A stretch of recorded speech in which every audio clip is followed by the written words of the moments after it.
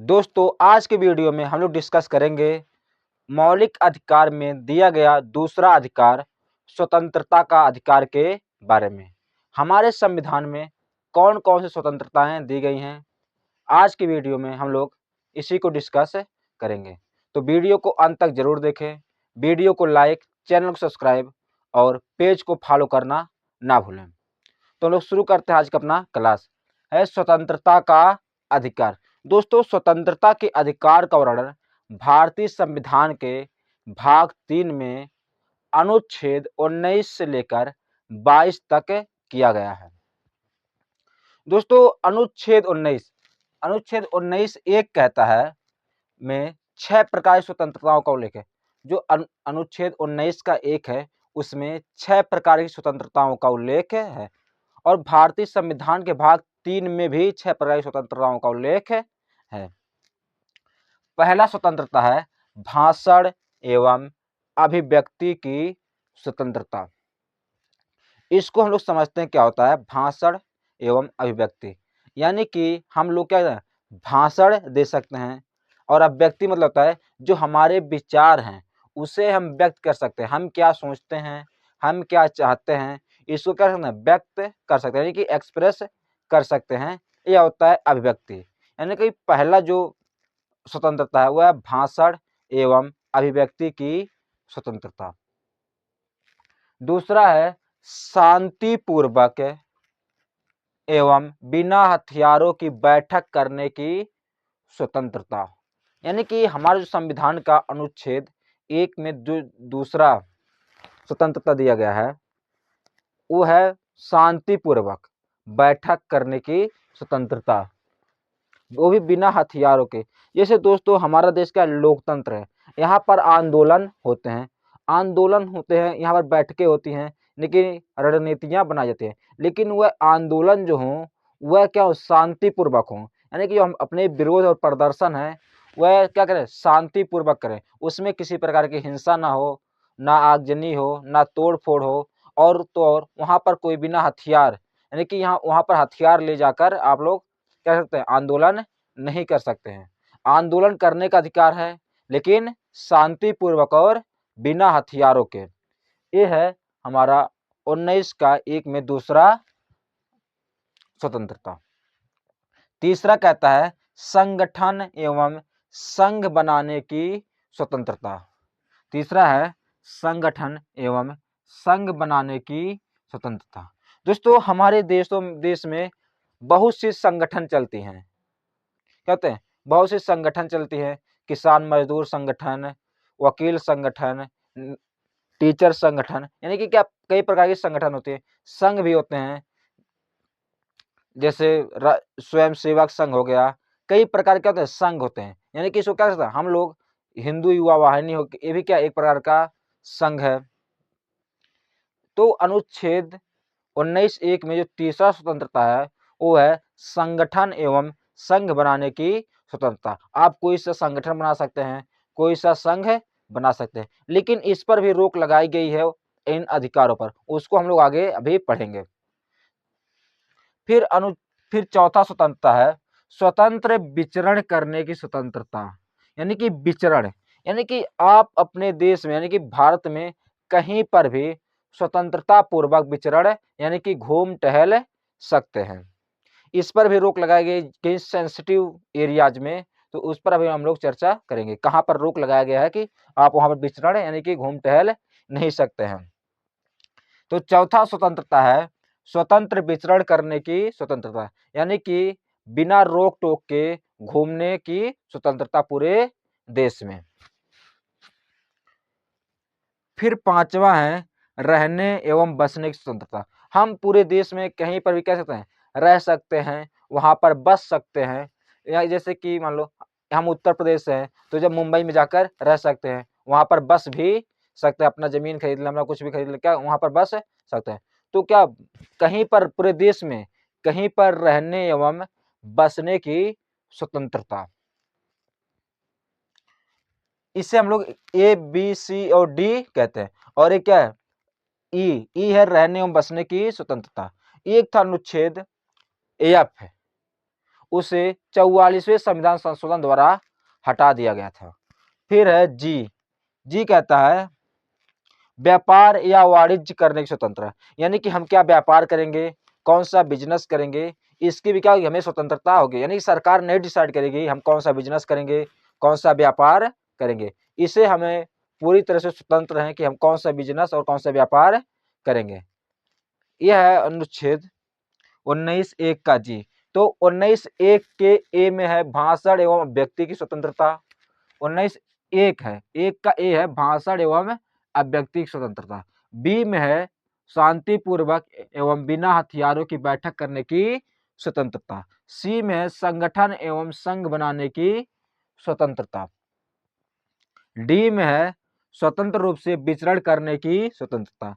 ई में है रहने या बसने की स्वतंत्रता, यानी कि क्या हम कहीं पर रह और बस सकते हैं। जी में है व्यापार एवं वाणिज्य करने की स्वतंत्रता। एक है इसमें नोट, 44वें संविधान संशोधन द्वारा 19(1) के एफ, ये जो 19(1) का ई है, ये ई के बाद क्या आता है, एफ आता है। 19(1) के एफ में उल्लेखित था संपत्ति प्राप्त करने की स्वतंत्रता, यानी कि जो क्या है, जो संपत्ति है उसे क्या है, हमारी उसे क्या हम स्वतंत्र है उसे प्राप्त करने की। लेकिन क्या कहेगा 19(1) के एफ को 44वें संविधान संशोधन 1976 के द्वारा इस स्वतंत्रता को समाप्त कर दिया कि हम संपत्ति प्राप्त करने की हमें स्वतंत्रता नहीं होगी। मतलब हम संपत्ति तो रख सकते हैं, लेकिन वह क्या होगा, हमारा मौलिक अधिकार नहीं है, वह हमारा लीगल अधिकार यानी कानूनी अधिकार है। जब सरकार चाहे उसके बदले में पैसे देकर किसी की जमीन को क्या छीन सकती है। दोस्तों समाचार पत्रों की स्वतंत्रता अभिव्यक्ति की स्वतंत्रता का भाग है। दोस्तों एक केस था विनोद दुआ बनाम भारत संघ 2020। एक व्यक्ति थे विनोद दुआ, उन्होंने मतलब केस था उनसे और भारत संघ के बीच।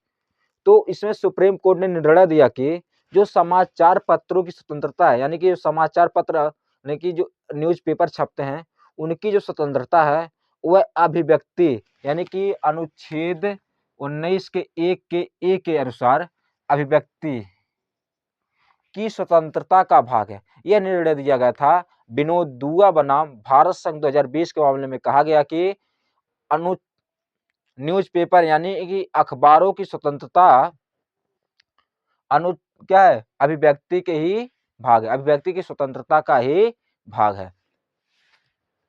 फिर एक था राष्ट्रीय ध्वज लगाना या फहराना, अपने घरों पर राष्ट्रीय ध्वज लगाना या फहराना अभिव्यक्ति की स्वतंत्रता का ही भाग है। दोस्तों एक केस था 2002 में नवीन जिंदल बनाम भारत संघ। उससे पहले दोस्तों की कोई भी व्यक्ति अपने पर्सनल संपत्ति पर झंडे लगा और फहरा नहीं सकता था। तो नवीन जिंदल की फैक्ट्रियों पर क्या था, लगा था झंडा, तो उस पर सरकार ने नोटिस दे दिया था कि मतलब आप ऐसा लगा नहीं सकते। तो इस केस में नवीन जिंदल बनाम भारत संघ केस में सुप्रीम कोर्ट ने निर्णय दिया कि क्या झंडा लगाना और फहराना ये क्या है, अभिव्यक्ति की स्वतंत्रता का ही भाग किया, क्या है वो हमारा झंडा है, हमारे देश की हमारी शान है, उसे हम क्या है लगा सकते हैं अपने घरों पर, उसे फहरा सकते हैं। यह निर्णय दिया था नवीन जिंदल बनाम भारत संघ 2002 के मामले में। अनुच्छेद 19(2) से 19(6) तक इन सभी प्रावधानों का उल्लेख है जिनके आधार पर इन स्वतंत्रताओं पर रोक लगाई गई है। यानी कि दोस्तों अनुच्छेद 19(1) में जो स्वतंत्रताएं दी गई हैं उन पर अनुच्छेद 2 से लेकर 6 तक इन स्वतंत्रताओं पर रोक लगाई गई है कि किन परिस्थितियों में इन स्वतंत्रताओं का ये स्वतंत्रताएं नहीं मिलेंगी, इनका उपयोग नहीं कर सकते हैं। वह कौन कौन सी परिस्थितियां होंगी इसके बारे में हम लोग अभी समझते हैं, तब तक आप इसका स्क्रीनशॉट ले लीजिए। दोस्तों अभी हमने जो अनुच्छेद 19 के 1 के अंतर्गत जिन स्वतंत्रताओं का जिक्र किया है उन स्वतंत्रताओं पर किस प्रकार से रोक लगाई गई है उसको हम लोग समझते हैं। दोस्तों अनुच्छेद 19(2) से लेकर 19(6) तक अनुच्छेद क्या 19(2) से लेकर 1906 तक अनुच्छेद 19 के 1 में दिए गए स्वतंत्रताओं पर रोक लगाती है। जो अनुच्छेद 19(2) से यानी कि 19(2), 19(3), 19(4), 19(5) और 19(6) ये जो अनुच्छेद हैं अनुच्छेद 19(1) में दी गई स्वतंत्रताओं पर रोक लगाते हैं। रोक लगाने का आधार क्या है उसके बारे में हम लोग जिक्र करते हैं। पहला है देश की संप्रभुता व अखंडता। दोस्तों कहा गया है कि आप ऐसा भाषण और अभिव्यक्ति नहीं करेंगे, यानी कि ऐसा कोई भाषण या अभिव्यक्ति नहीं करेंगे जिससे देश की संप्रभुता एवं अखंडता को नुकसान हो। यानी क्या जो देश क्या स्वयं क्या अपने ऊपर संप्रभु है और देश की जो अखंडता है, यहाँ पर अन्य भाषाओं के लोग, अन्य मज़हबों के लोग, यानी कि कई तरह की भाषाएं, कई तरह की मज़हबें क्या है भारत में है। यानी कि आप ऐसा कोई भाषण नहीं देंगे जिससे देश की एकता व अखंडता को चोट पहुंचे। यानी कि आप ऐसा भाषण, आपको भाषणों पर रोक लगाता है कि ऐसा भाषण नहीं देंगे जिससे देश की एकता और अखंडता और संप्रभुता को क्या हो, नुकसान हो। दूसरा है अन्य देशों के साथ संबंध। यानी कि आप ऐसा कुछ नहीं करेंगे, अपनी स्वतंत्रताओं का ऐसा प्रयोग नहीं करेंगे कि जिससे क्या हमारे जो अन्य देशों के साथ संबंध है उनमें क्या है, कमी आए, क्या उनको संबंधों को नुकसान पहुंचे। जैसे कि हम लोग क्या मान लो और रसिया से अच्छा संबंध है तो हम क्या रसिया के खिलाफ ऐसे भाषण नहीं देंगे जिससे हमारा क्या उससे संबंध है खराब हो, या फिर अलग देशों के साथ जिससे क्या संबंध खराब हो, उस देश के खिलाफ ऐसा भाषण नहीं देंगे जिससे क्या संबंध है खराब हो। अगर ऐसा देंगे तो क्या इन आपके भाषण एवं अभिव्यक्ति की स्वतंत्रता पर रोक लगाई जा सकती है और क्या जेल भी हो सकता है। फिर तीसरा है न्यायिक अवमानना। यानी कि आप ऐसा अपनी स्वतंत्रताओं का प्रयोग नहीं करेंगे कि सुप्रीम कोर्ट द्वारा दिए गए निर्णय का क्या हो, उल्लंघन हो। उसे क्या कहें, उसे न्यायिक अवमानना कहते हैं। जैसे कि राम मंदिर का फैसला था, राम मंदिर का फैसला सुप्रीम कोर्ट द्वारा दिया गया एक निर्णय था, अगर उसके खिलाफ आप प्रदर्शन करते तो क्या वो न्यायिक अवमानना होता, उसके चलते आपको जेल भी जाना पड़ सकता था। फिर चौथा आता है अपराधों में वृद्धि। आप ऐसा भाषण नहीं देंगे जिससे क्या हो, अपराध में क्या जो वृद्धि होने लगे, लेकिन देश में क्या खून खराब हो, अपराध होने लगे। पांचवा है देश की सुरक्षा। यानी कि अपनी स्वतंत्रताओं को ऐसा प्रयोग हम लोग नहीं करेंगे जिससे क्या हो, देश की सुरक्षा को क्या हो संकट हो। यानी कि हम अपने देश की ऐसा कोई जानकारी क्या पब्लिक नहीं करेंगे जो हमें क्या मान लो अपने सेना से संबंधित, अपनी खुफिया एजेंसी से संबंधित अगर कोई जानकारी है ऐसे उसको क्या पब्लिक नहीं करेंगे जिससे क्या हो हमारे देश की सुरक्षा व्यवस्था को नुकसान हो। अगर ऐसा होता है तो उस पर उस स्वतंत्रता पर रोक लगाई जा सकती है। फिर है लोक व्यवस्था। यानी कि ऐसा कुछ भाषण नहीं देंगे जिससे क्या हो कानून व्यवस्था पर क्या जो संकट आने लगे, जगह जगह पर दंगे होने लगे, अहिंसा होने लगे, हिंसा होने लगे। क्या ऐसा कोई अपनी स्वतंत्रताओं का प्रयोग नहीं करेंगे जिससे क्या लोक व्यवस्था को नुकसान हो। मानहानि। यानी कि हमें क्या भाषण एवं अभिव्यक्ति की स्वतंत्रता मिली हुई है तो इसका मतलब ये नहीं है कि हम सामने वाले को क्या करें, गाली दें। गाली दे करके हमें भाषण और अभिव्यक्ति की स्वतंत्रता, हमारा जो मर्जी चाहे वह कर सकते हैं, ऐसा नहीं होगा। हमें भाषण एवं अभिव्यक्ति की स्वतंत्रता मिली है, क्या उसका हम सही प्रयोग करेंगे। ऐसा नहीं कि सामने वाले के स्टेटस खराब करें, उसके खिलाफ उल्टा शब्द बोलें, उसको गाली दें, तो इस पर भी क्या गए रोक लगाई गई है। शिष्टाचार एवं आठवां है शिष्टाचार एवं सदाचार। यानी कि हम ऐसा कुछ नहीं करेंगे, ऐसा कोई बात नहीं बोलेंगे, ऐसा कोई भाषण नहीं देंगे जिसे शिष्टाचार जो हमारी संस्कृति है, हमारी सभ्यता, उसको क्या करो नुकसान पहुंचे। तो इन स्वतंत्र अनुच्छेद 19(1) में दी गई जो स्वतंत्रताएं हैं उन पर इन आधारों पर रोक लगाया जा सकता है। अगर इनको क्या होता है नुकसान होता है तो उन अनुच्छेद 19(1) में दी गई स्वतंत्रताओं पर रोक लगाया जा सकता है। फिर दोस्तों अनुच्छेद 19 का 5 कहता है स्वतंत्र विचरण करने तथा रहने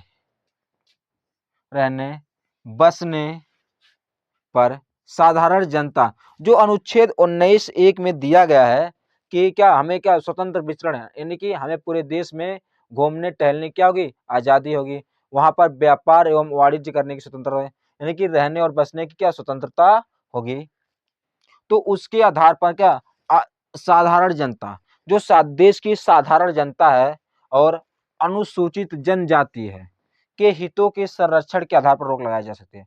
यानी कि हमें स्वतंत्र रूप से विचरण करने और रहने और बसने की स्वतंत्रता पर साधारण जनता के हितों और अनुसूचित जनजाति के हितों के संरक्षण के आधार पर रोक लगाई जा सकती है। यानी कि मान लीजिए कोई सेंसिटिव एरिया, जनजातीय ट्राइबल एरिया है, तो हमें स्वतंत्रता मिली है कि वहाँ हम रह और बस सकते हैं। तो अगर आम इंसान को वहाँ रहने से, यानी कि जो अलग जगह से इंसान आया हुआ है, उनकी कम्युनिटी को नुकसान होता है, उनकी सभ्यता और संस्कृति को नुकसान होता है, तो उस पर क्या रोक लगाई जा सकती है कि अन्य इंसानों को, अन्य नागरिकों को उस क्षेत्र में बसने या रहने दिए और क्या घूमने पर रोक लगाई जा सकती है कि उनके हितों का संरक्षण हो सके, उनकी संस्कृति और सभ्यता बची रहे। तो इस आधार पर रोक लगाई जा सकती है। फिर अनुच्छेद 19(6) कहता है, व्यापार एवं वाणिज्य करने की स्वतंत्रता पर साधारण जनता के हितों के आधार पर रोक लगाई जा सकती है। यानी कि जो हमें व्यापार या वाणिज्य करने की स्वतंत्रता मिली हुई है अनुच्छेद 19(1) के अंतर्गत, उस पर साधारण जनता के हितों के आधार पर रोक लगाई जा सकती है। यानी कि ऐसा नहीं है कि जहाँ पर आम इंसान रहते हैं वहाँ पर जाके फैक्ट्रियाँ खोल दें और उस इंसान की क्या हो, ऐसी कोई फैक्ट्रियाँ खोल दिया जाए जिससे वहाँ के लोगों को बहुत समस्याएँ उत्पन्न हो जाएँ। अलग-अलग प्रकार की इस फैक्ट्री से निकलने वाले धुएँ और पानी से वहाँ के लोगों में बीमारियाँ फैलने लगे। तो इस आधार पर व्यापार एवं वाणिज्य करने की स्वतंत्रता पर रोक लगाई जा सकती है। दोस्तों जो इसमें संप्रभुता और अखंडता शब्द हैं, इसको 16वें संविधान संशोधन 1963 के द्वारा जोड़ा गया था। देखिए संप्रभुता और अखंडता जैसी शब्दावली मूल संविधान के अनुच्छेद 19 में नहीं थे। इसे 16वें संविधान संशोधन द्वारा वर्ष 1963 में 1963 में अनुच्छेद 19 में जोड़ा गया था। तो यहाँ पर समाप्त होता है अनुच्छेद 19। इसका आप स्क्रीनशॉट लीजिए। फिर हम लोग जानते हैं अनुच्छेद 20 के बारे में। दोस्तों हम लोग समझते हैं अनुच्छेद 20 के बारे में। यह बहुत ही महत्वपूर्ण अनुच्छेद है क्योंकि यह संबंधित है अपराधों के लिए दोष सिद्धि के संबंध में, कि अपराधों के लिए कैसे सजा दिए जाएंगे, अपराधों के लिए कौन से अपराधों के लिए कौन गवाही देगा, कब लाई डिटेक्टर टेस्ट किया जाएगा, कब ब्रेन मैपिंग किया जाएगा। तो इसको हम लोग समझते हैं। दोस्तों अनुच्छेद 20 में 3 अनुच्छेद हैं। अनुच्छेद 20 का एक कहता है कि जिस व्यक्ति ने जिस समय कोई अपराध किया है उस व्यक्ति को उसी समय के विधि के तहत सजा दी जा सकती है। यानी कि इसके कहने का मतलब है अनुच्छेद 20 के 1 के, अगर कोई व्यक्ति आज किसी का मतलब हत्या कर दे या किसी को थप्पड़ मार दे या किसी के घर चोरी कर ले, तो जिस समय वह उस अपराध को कर रहा है उस समय जो कानून में उसके लिए सजा है वही दिया जाएगा। ऐसा नहीं है कि किसी व्यक्ति की हत्या करने पर आज 7 वर्ष का सजा है और उसके हत्या करने के अगले दिन या 2-3 दिन बाद या कभी भी उस हत्या के लिए 7 साल की जगह 20 साल सजा कर दिया जाए या फांसी की सजा कर दी जाए या मृत्युदंड दे दिया जाए। अगर ऐसा होता है तो उस व्यक्ति को 7 वर्ष ही सजा होगा, ना कि फांसी और 20 वर्ष। यानी कि जो व्यक्ति जिस समय जो अपराध करेगा उस व्यक्ति को उसी समय के कानून के हिसाब से सजा दी जाएगी। यह कहता है अनुच्छेद 20 का 1।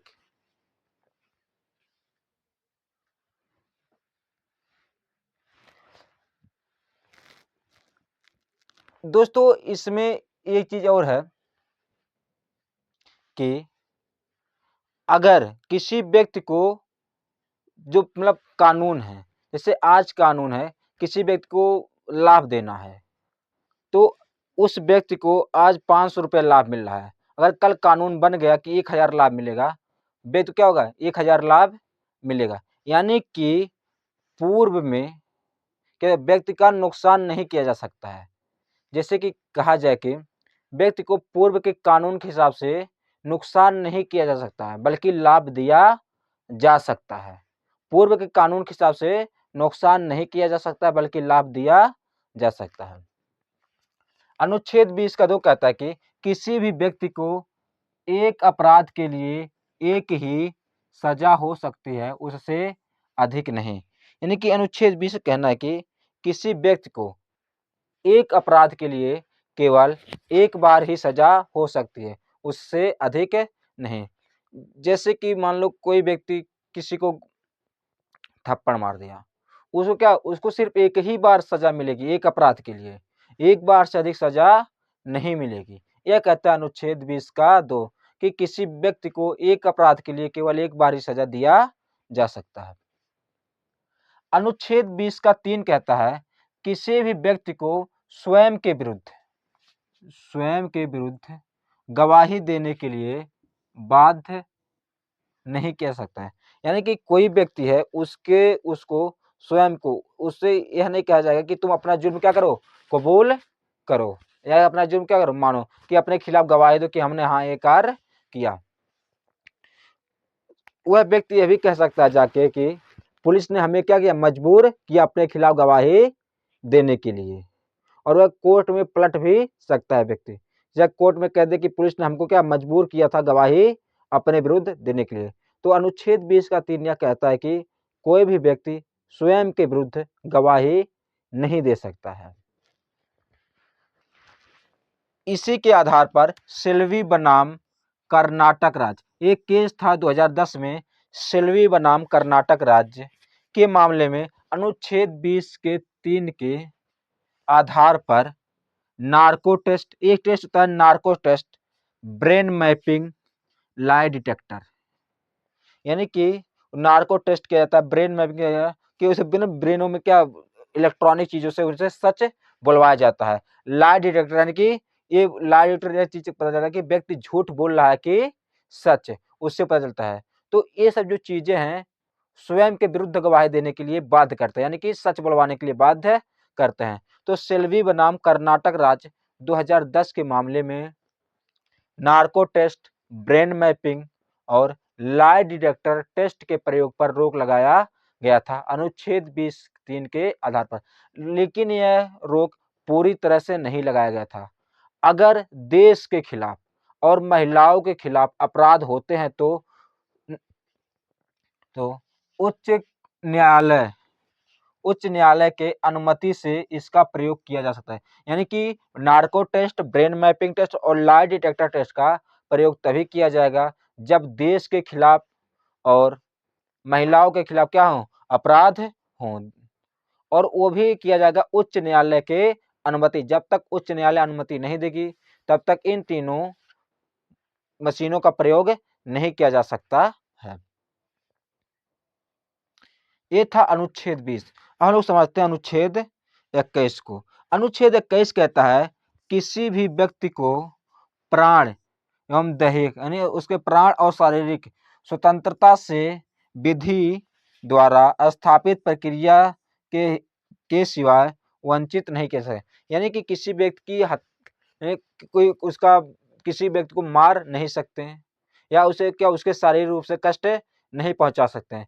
अगर ऐसा कर सकते हैं सिर्फ विधि द्वारा स्थापित प्रक्रिया के द्वारा, यानी कि कानून के द्वारा। अगर कोई व्यक्ति क्या किया है, कोई अपराध किया है, तो इसका मतलब ये नहीं है कि उस व्यक्ति क्या कर तुरंत गोली मार दें, उसको सजा दी जा सकती है, लेकिन कब, विधिक प्रक्रिया यानी कि कानूनी तरीके से उसको सजा दी जाएगी। यह कहता है अनुच्छेद 21। अगर कोई व्यक्ति मरना भी चाहे तो वह मर नहीं सकता, क्योंकि जीने का अधिकार मौलिक अधिकार है, मरने का अधिकार मौलिक अधिकार नहीं है। एक केस था अरोड़ा रामचंद्र शानबाग बनाम भारत संघ 2010 के मामले में यह निर्णय दिया गया कि जीने के अधिकार में मरने का अधिकार शामिल नहीं है। अरोड़ा रामचंद्र शानबाग बनाम भारत संघ 2010 के मामले में निर्णय दिया गया कि जीने के अधिकार में मरने का अधिकार शामिल नहीं है, लेकिन यदि किसी व्यक्ति को कोई असाध्य बीमारी हो जाए, असाध्य बीमारी का मतलब ऐसा होता है जिसको ठीक नहीं किया जा सकता है, ऐसा कोई बीमारी हो जाए जिसको ठीक नहीं किया जा सकता, और मेडिकल बोर्ड, एक डॉक्टरों की मेडिकल बोर्ड गठित गठित होगी, यानी कि डॉक्टर का एक पैनल गठन होगा। अगर वह डॉक्टरों का पैनल लिखकर दे दे कि इन्हें ठीक नहीं किया जा सकता, यानी कि उस व्यक्ति को ठीक नहीं किया जा सकता है, तो उसे मरने का अधिकार दे दिया जाएगा, यानी कि उसे मरने का अधिकार दिया जा सकता है। डॉक्टरों की एक पैनल लिख कर दे दे कि इस व्यक्ति को इस प्रकार की बीमारी है और इस प्रकार की बीमारी को ठीक नहीं किया जा सकता है, और यह व्यक्ति मरना चाहता तो उसे मरने की अनुमति दी जा सकती है। ये था अनुच्छेद 20 और 21। इसका आप स्क्रीनशॉट लीजिए। फिर हम लोग पढ़ते हैं अनुच्छेद 22 के बारे में और समाप्त करते हैं अपना यह क्लास। दोस्तों, पॉलिटी में एक प्रश्न पूछा जाता है कि स्वर्णिम त्रिभुज किसे कहते हैं। दोस्तों, अनुच्छेद 14, अनुच्छेद 19 और अनुच्छेद 21 को स्वर्णिम त्रिभुज यानी कि गोल्डन ट्रायंगल कहा जाता है। दोस्तों, एक केस था मेनका गांधी बनाम भारत संघ। ये 1978 का मामला है, जिसमें कहा गया कि गरिमा के साथ जीने तथा विदेश जाने का अधिकार अनुच्छेद 21 का भाग माना गया है। दोस्तों, मेनका गांधी बनाम भारत संघ 1978 के मामले में यह निर्णय दिया गया कि गरिमा के साथ यानी कि इज्जत के साथ जीने का एवं विदेश जाने का अधिकार अनुच्छेद 21 का भाग है। यह कहा गया था मेनका गांधी बनाम भारत संघ मामले में। दूसरा एक चर्चित केस है रामलीला मैदान रेफरेंस 2012। दोस्तों, 2012 में रामलीला मैदान में आंदोलन चल रहा था, जिसमें उस समय पुलिस ने सोते हुए आंदोलनकारियों को क्या किया, गिरफ्तार कर लिया, किसी को भगा दिया। इसी रामलीला मैदान में बाबा रामदेव साड़ी पहनकर भागे थे। तो ये था रामलीला मैदान रेफरेंस 2012 के मामले में उच्चतम न्यायालय ने निर्णय दिया कि गहरी नींद लेने का अधिकार अनुच्छेद 21 का भाग माना गया है, यानी कि गहरी नींद में सोने का अधिकार जो है अनुच्छेद 21 का भाग माना गया है। ऐसा नहीं कि गहरी नींद में सो रहा हो, घर वाले जगा दे क्या उनके खिलाफ केस कर दो, ऐसा नहीं है। लेकिन गहरी नींद में सोने का अधिकार अनुच्छेद 21 का भाग माना गया है। एक केस है कॉमन काज बनाम भारत संघ 2018। इसमें निर्णय दिया गया कि इस मामले में गरिमा के साथ मरने का अधिकार अनुच्छेद 21 का भाग है, यानी कि इज्जत से मरने का जो अधिकार है अनुच्छेद 21 का भाग है। ऐसा नहीं है कि मरने की सजा मिल गई तो सरकार किसी तरह क्या करे, कानून किसी भी तरह से उसको क्या करे, उसको मार डाले, चौराहे पर मार दे, जूते चप्पल से मार दे, ऐसा नहीं, यानी कि इज्जत के साथ सभी को मरने का अधिकार है। यह कहा गया था कॉमन काज बनाम भारत संघ 2018 के मामले में। अब आता है अनुच्छेद 21 से। दोस्तों, अनुच्छेद 21A में 6 से 14 वर्ष के 6 से 14 वर्ष तक के सभी बच्चों को अनिवार्य एवं निःशुल्क प्राथमिक शिक्षा पाने का अधिकार है, यानी कि 1 से 5 तक सभी बच्चों को 1 से 8 तक सभी बच्चों को निःशुल्क एवं अनिवार्य शिक्षा प्राप्त करने का अधिकार है।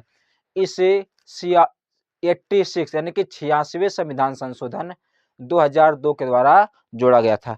यह पहले भाग था डीपीएसपी यानी कि राज्य के नीति निर्देशक तत्व का, जो अनुच्छेद 45 में वर्णित था। उसे 86वें संविधान संशोधन द्वारा अनुच्छेद 21A में जोड़ दिया गया। 6 से 14 वर्ष के सभी बच्चों को अनिवार्य एवं निःशुल्क शिक्षा प्राप्त करने का अधिकार है। इसे 86वें संविधान संशोधन 2002 के द्वारा जोड़ा गया था। फिर आता है अनुच्छेद 22। अनुच्छेद 22 में यह कहता है कि किसी भी व्यक्ति को गिरफ्तार अथवा निरोध यानी कि डिटेन पर प्राप्त संरक्षण का वर्णन है। यानी कि किसी भी व्यक्ति को अगर गिरफ्तार किया जाता है या डिटेन किया जाता है तो उसे कौन कौन से अधिकार प्राप्त होते हैं, यह कहता है अनुच्छेद 22। उसको संरक्षण में किस अधिकार का वर्णन किया गया है। यानी कि अगर किसी व्यक्ति को गिरफ्तार या डिटेन किया जाता है तो उसे संरक्षण के लिए क्या क्या प्राप्त है। पहला चीज है उसे अपने गिरफ्तारी के कारणों को जानने का अधिकार है। यानी कि उस व्यक्ति को जिसे गिरफ्तार किया जाता है उसे अपने गिरफ्तारी के कारणों को जानने का अधिकार है कि वह व्यक्ति को क्यों गिरफ्तार किया जाता है। अगर किसी व्यक्ति को गिरफ्तार किया जा रहा है तो उस व्यक्ति को अपने गिरफ्तारी के कारणों को जानने का अधिकार है कि हमें क्यों गिरफ्तार किया जा रहा है। फिर दूसरा है उसे वकील से सहायता प्राप्त करने का अधिकार। अगर उस व्यक्ति को गिरफ्तार कर लिया गया तो उसे कोर्ट में क्या उसे वकील से सहायता प्राप्त करने का अधिकार है। यानी कि वह व्यक्ति अपने पसंद का वकील रख सकता है कि वह व्यक्ति किस वकील रखेगा, वह उसकी मर्जी और उसका अधिकार है। फिर आता है तीसरी बात, उसे 24 घंटे के भीतर मजिस्ट्रेट यानी कि कोर्ट के सामने उपस्थित होने का अधिकार है। अगर किसी व्यक्ति को गिरफ्तार किया जाता है तो उस व्यक्ति को 24 घंटे के अंदर मजिस्ट्रेट यानी कि निचली अदालतों में उसे पहुंचाने यानी पुलिस क्या करे उसको ले जाएगी, वहां पर उपस्थित होने का अधिकार है। लेकिन दोस्तों अगर किसी दुश्मन नागरिक को यानी कि दुश्मन देश के नागरिक को यानी डिटेन किया जाता है तो उसे ये तीनों अधिकार प्राप्त नहीं होते हैं। लेकिन उस व्यक्ति को मैक्सिमम 3 महीनों तक गिरफ्तार किया जा सकता है। अगर उसके गिरफ्तारी को और आगे बढ़ाना है तो एक पैनल का गठन करना होगा जिसके अध्यक्ष हाई कोर्ट के जज या रहे हों या जज वर्तमान जज हों या जज बनने की योग्यता हो, उसका अध्यक्ष होगा। अगर वह पैनल क्या करता है उसकी गिरफ्तारी को आगे बढ़ाएगा तभी बढ़ सकता है, वरना उसे भी कोर्ट में प्रस्तुत करना होगा। यह था हमारा स्वतंत्रता का अधिकार। अगर वीडियो पसंद आए तो वीडियो को लाइक, चैनल को सब्सक्राइब और पेज को फॉलो करना ना भूलें। बहुत बहुत धन्यवाद। जय हिंद, जय भारत।